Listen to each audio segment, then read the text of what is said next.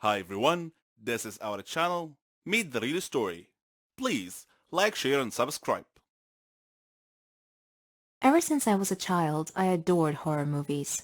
Scary stories, old legends and myths. While most kids were into singers and actors and movie posters, I loved vampires, the one-eyed cyclops, everything related to horror and gore. Monster movies, thrillers, the supernatural, the mysterious, and the unexplained. Because these things only happened in movies.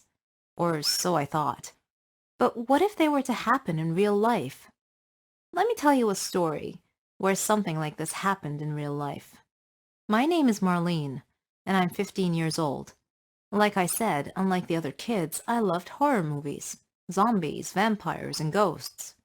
The only one who shared my taste was my brother Stan, an oddly stylish guy with a strange character. Nevertheless, I liked him. There are a lot of scary monsters, of course, but to me, the werewolf was the scariest of them all. A werewolf is an ordinary person who has been bitten by a werewolf, which in turn causes him to become one too.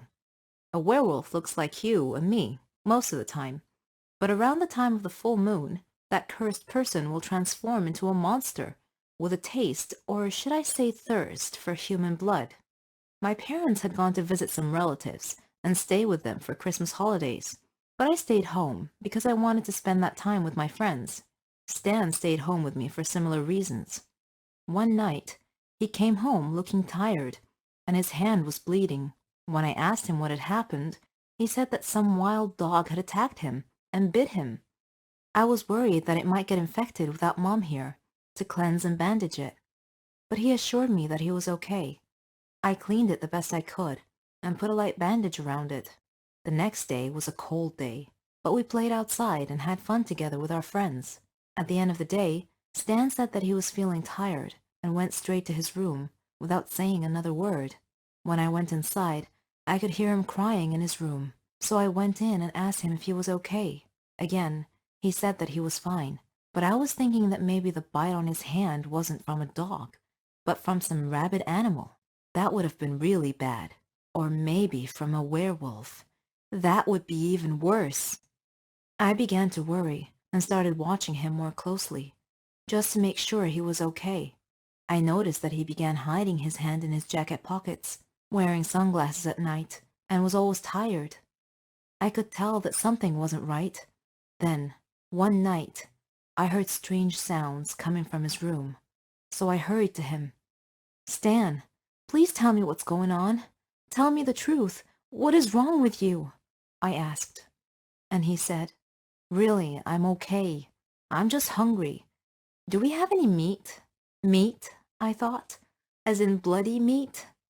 Suddenly my imagination started running wild, and I began thinking to myself, oh my God, what if Stan was bitten by a werewolf? I checked the almanac and determined that the full moon was only 3 days away. I was scared out of my mind.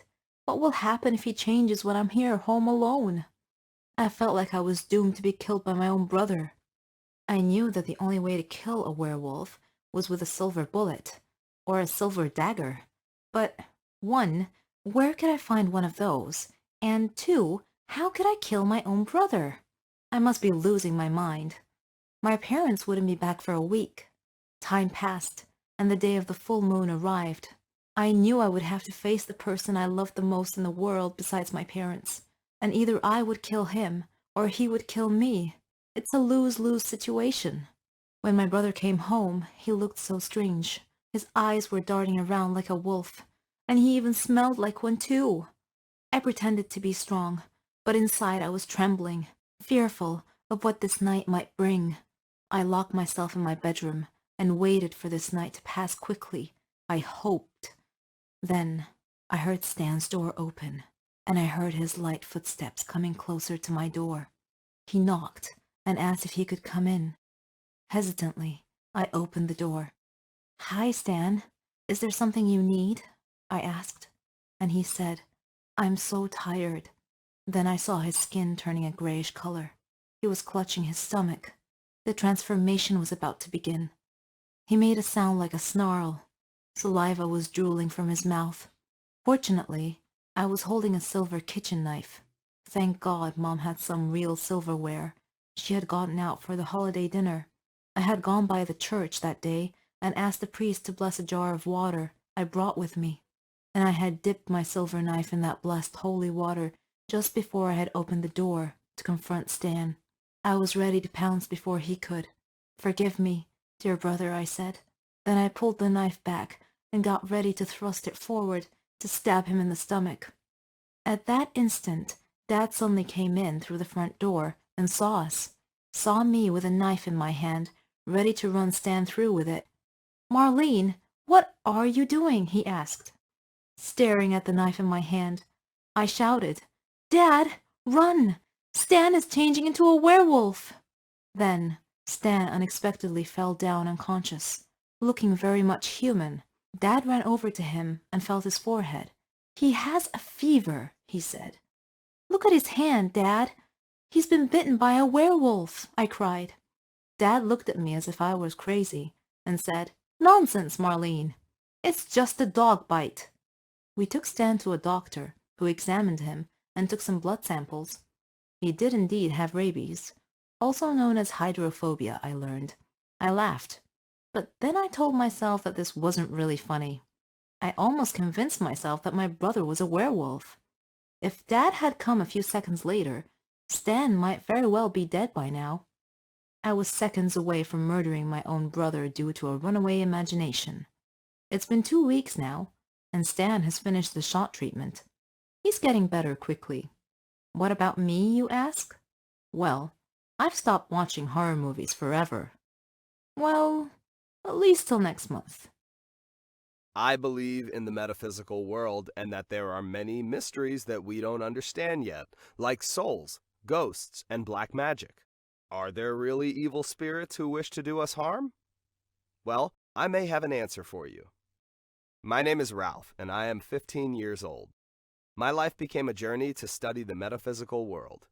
My parents always told me that reading books about the supernatural world would mess with my mind, but I didn't care.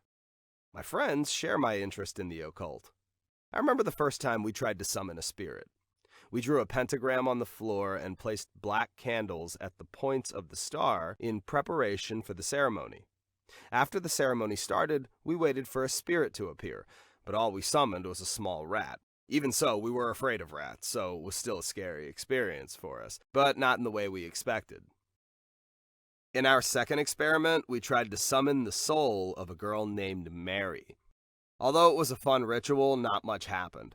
The power went out and we reclosed a breaker and the lights came back on. Then, we heard the voice of a small girl crying and the voice of some woman saying, "No one can get into my forbidden area." We all screamed and ran away, but then we learned later that this was just the TV that we had heard. But that doesn't mean that supernatural events never happen. Don't forget that.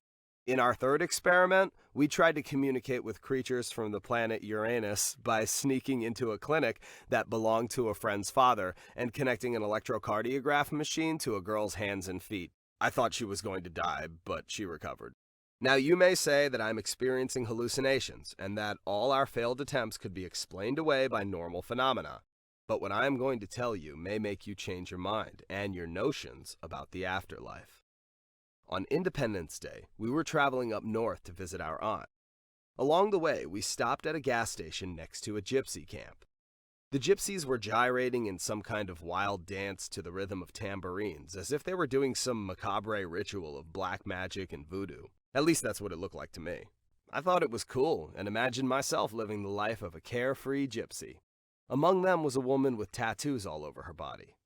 As we pulled into the gas station, she was staring at me intently, and I felt strange, as if her gaze had affected me in some way. After stopping at the gas station, Dad and I got out of the car, and I was surprised when the tattooed gypsy woman approached me and presented me with a cute black cat in a small metal cage. I knew that superstitious people feared black cats and believed them to be omens of bad luck, but personally I disagreed with them. Cats are cats, regardless of the color of their fur. I thought she was trying to sell it to me and asked her how much it cost. She told me that it was a present given to me for free. I thanked her and she turned and left. Dad finished filling up the car's gas tank and we drove away. My parents were surprised when they saw that I had magically gained a black cat in a cage, so I explained what had happened with the gypsy woman. Dad didn't like the cat's black color. He said it looked so dour and gloomy. Just as Dad said that, the cat turned its head towards Dad and hissed at him, as if he took offense at the comment about his fur. When we got home, I opened the cage and let the cat out. It walked around the flat and seemed to be looking for something. Mice, probably. I made it a cozy bed from a blanket and gave it some food. We played together for a bit. Though I had thought it cute before, its movements and features started to strike me as predatory or hostile in some way. I couldn't quite put my finger on it, but I shrugged it off, thinking that we'll get used to each other in a few days. Later, I began noticing that it had a quirky knack for disappearing and reappearing, as if by magic. At times, I would hear the cat meow as if it were glaring at something. But when I would try to see what it was looking at, there was nothing there.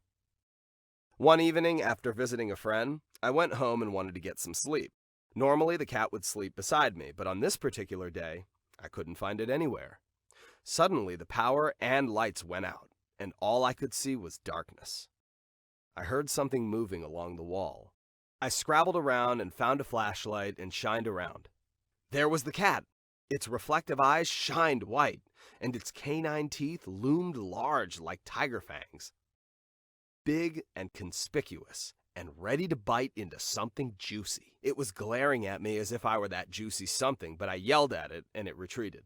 My parents had come to see what was going on, so I pointed at Sparky. I had named the cat Sparky, and told them that Sparky seemed like he wanted to attack me. But they paid me no heed.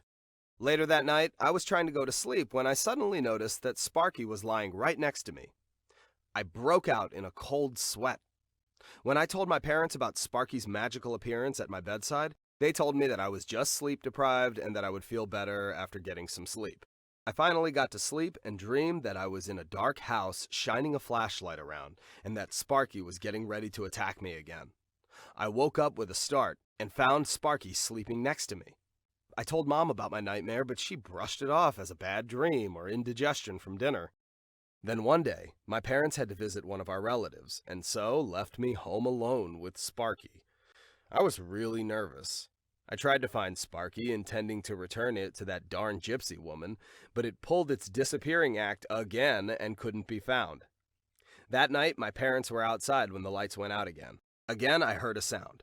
Shined the light, saw Sparky with the white eyes and large fangs glaring at me as if ready to pounce on me and attack. Deja vu. I must have fainted because later I woke up to find my parents standing beside me, shaking me to wake me up. They looked worried. I told them about Sparky in the dark, ready to attack again. I asked where Sparky was, but they didn't know. We searched for it everywhere, but couldn't find it. After that day, I began feeling better. Had I been dreaming? Had I been hallucinating? Was it just my imagination? Was Mom right about my books on the supernatural messing with my mind? Sitting, I sighed and dropped my hand to my side. It fell upon something warm and fuzzy. Sparky was there. Every one of us has a talent. It may be singing beautifully, drawing artistically, writing poetically. We're all different. Our special talents make us happy. We are all unique in our own way, living in a world full of peace, love, and happiness. But what if our talent became our bane? Well, my talent did become my bane. Let me tell you how. My name is Jenny, and I'm 16 years old. I lived in a quiet neighborhood with my parents and my little brother Matthew. I didn't have a lot of friends or hobbies. I was only interested in social media, but I always had a feeling that I had something unique, something that distinguished me from others. Turned out I was right. It all started on my grandmother's birthday. My family and I were traveling to her home to celebrate the occasion.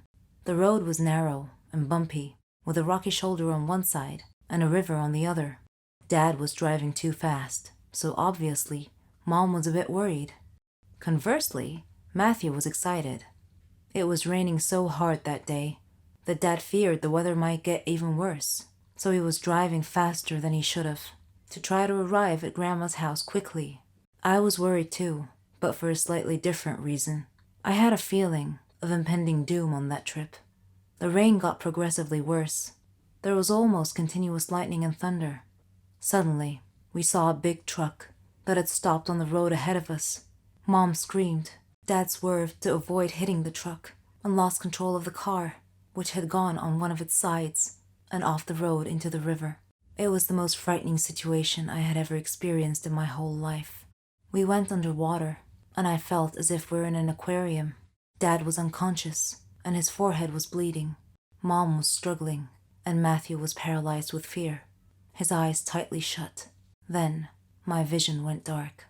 When I woke up, I found myself in a hospital bed, with a team of doctors around me.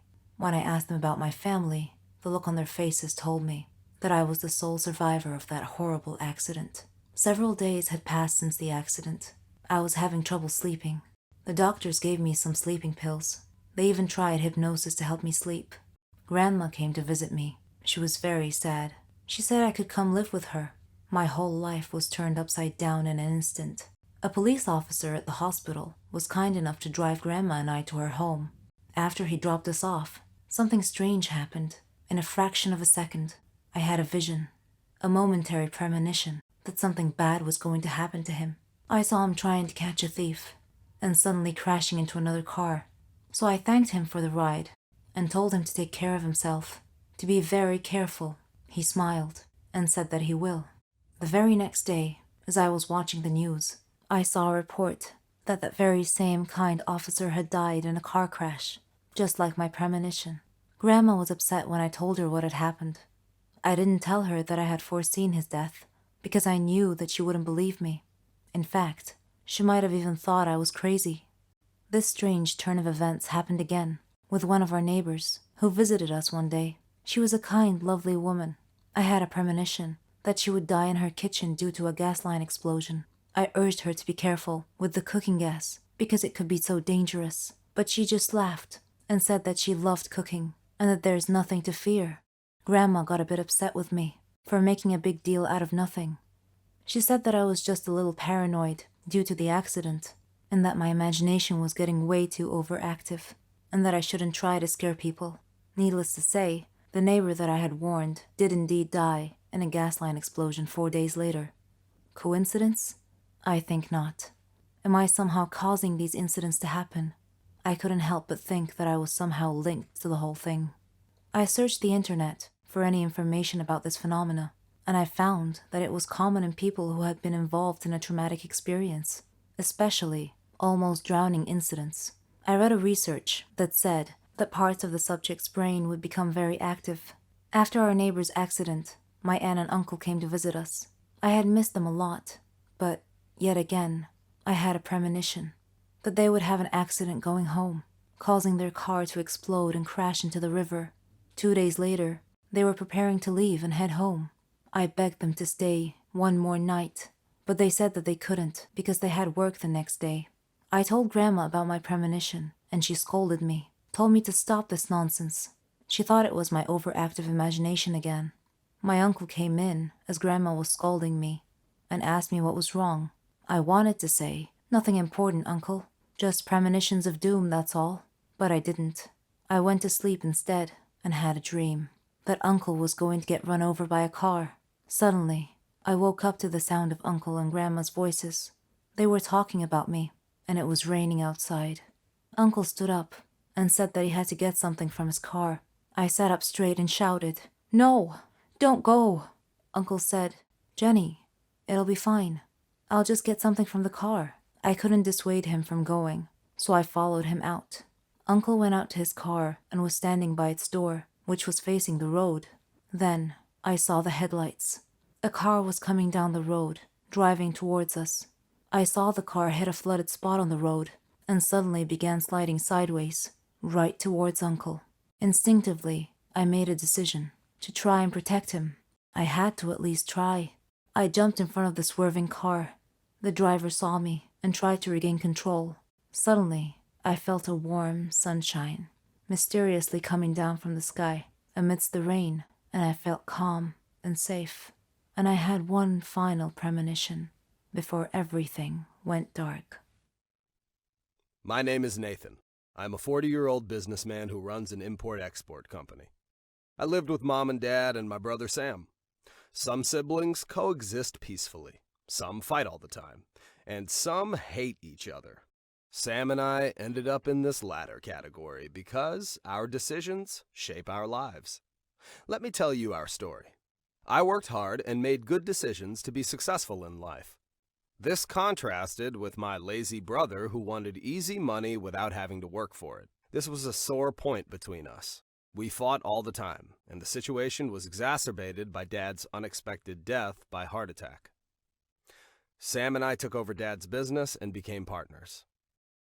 Soon, though, Sam thought the business was too much work, so he decided to work abroad for bigger wages and less work, presumably. I begged him to work locally and stay close to the family, but he couldn't be persuaded. So he gave up his share in the business and left to work abroad, and I ran the business as sole proprietor. As I gained experience and business acumen, the business prospered and grew as I earned the customers' trust. As my profits grew, Mom and I moved into a bigger house. Mom wanted me to get married and have kids, and I wanted to make her wish come true. So I found a beautiful girl and married her. She was a blessing to us. When she became pregnant, Mom was ecstatic. We learned that it would be a baby boy, so we chose a name for him, John. As her pregnancy progressed from trimester to trimester, the strain on her body was obvious, but finally, the baby was born, and Mom and I were thrilled to see her only grandchild and my only child, respectively, growing up day by day. I wanted to teach him everything, and I wanted him to be brave. Our lives were content, peaceful, and fulfilled. At one point, I decided to grow the company by opening up some more stores. It was a challenging project, but was necessary to remain competitive with our rivals. Our wealth and good fortune continued to grow, and I bought a new villa for us. Mom, wife, and son. One evening shortly after that, we invited friends over to celebrate moving into our new villa. As we were celebrating, friends were wishing us the best. John was playing and running around everywhere and being a little naughty at times, and everything was going smoothly. Then suddenly, the lights went out for a couple of minutes, and then came back on. This was unusual, but not wanting to worry the guests, I told them that it was a normal glitch that happened once in a while. Still, as a precaution, I called for all the children to gather around me. All were present, except for John. We searched everywhere for him, but couldn't find him. We were all worried about what had happened to him. Then, one of my friends shouted that there was a phone call for me. When I took the phone, a voice on the other end said, "Don't worry about your little prince. He's okay, and he'll stay that way as long as you send us $100,000. Otherwise..." Then the caller hung up. My friends tried to calm me down, but I was frantic with worry. Who would want to kidnap my son?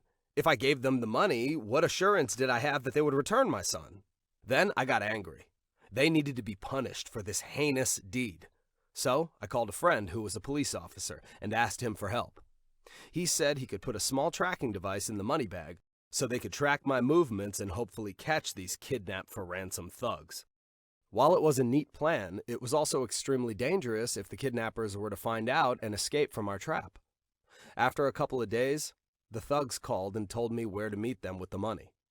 It was a location in the northern part of the country, a forest with dense trees and tall grass, a place that would be easy to escape into and hide. So I got the money, put it in the car, and drove to the agreed-upon meeting place. When I reached the location, a car was there waiting. I parked close to it and exited the car with the money bag in hand. The driver of the other car stepped out. It was Sam. "Sam? I thought you were working abroad," I said. "I was, but the work was too hard, so I quit and came back," Sam replied. "How can you kidnap and ransom your own nephew?" I asked. Sam laughed and said, "You misunderstand. I've just returned to take my share of the money." "What money are you talking about?" I asked. Sam sneered. "The money you took from me in running Dad's business." I tried to connect the dots. I said, "Sam, you were half owner of the business, but then you gave up your ownership to go work abroad. You haven't done anything to earn any money from the business." Sam kept sneering. "I want my share of the profits. Shut up, give me the money, and you'll get your son back." I gave him the money, he released John, and John ran into my arms crying. I asked John if Sam had hurt him, but he said no. After Sam took possession of the money, the police revealed themselves and moved in to surround us. Using a megaphone, they commanded him to surrender, but he ran into the woods instead. The policemen closed in and pursued him, but they lost him in the woods. He had escaped. I returned home with John, and my wife hugged him and cried tears of joy that he had been returned safe and unharmed. Mom asked me who did this. I hesitated. Should I tell her the truth? I decided to do so. She was horrified. A few days later, I received a letter. It was from Sam asking if I was ready for the next payment of my debt to him. I was dismayed and fearful at the same time. Sam had decided to be a villain against his own family, and I had decided to fight back against him tooth and nail. Decisions shape our lives.